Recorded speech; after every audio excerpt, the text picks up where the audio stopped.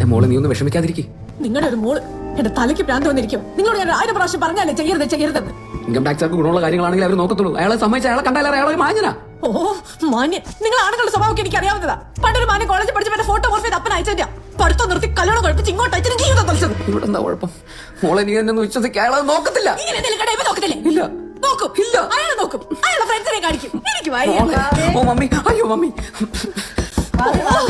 ഒരു ഭാവി മമ്മി. ആ മമ്മി തളിക്കുന്ന വേണ്ട വെച്ച പോയി നോക്കാം.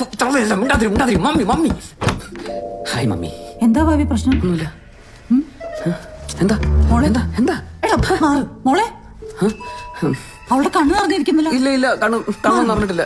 നോക്കി എന്താ പറ്റിയെന്ന് പറ. എന്താ ഒന്നും പറ്റിയിട്ടില്ല. പിന്നെ ഇൻകം ടാക്സ് വന്നതിന്റെ വിഷമത്തിലിരിക്കുന്ന. അത്രേ ഉള്ളൂ. നീ അങ്ങ് മാറിയിട്ട് ഞാൻ പറഞ്ഞു കൊടുക്കാൻ കാര്യങ്ങൾ. മോളെ ഇതൊക്കെ ആദ്യം ആയതുകൊണ്ടാ. കുറച്ച് കഴിഞ്ഞതൊക്കെ ശീലമായിക്കോളൂ അല്ലേ? അതെ പിന്നെ ഇത്ര നിസ്സാര കാര്യത്തിനൊക്കെ കരയാൻ തുടങ്ങിയാൽ എങ്ങനെ? ഇതിനെ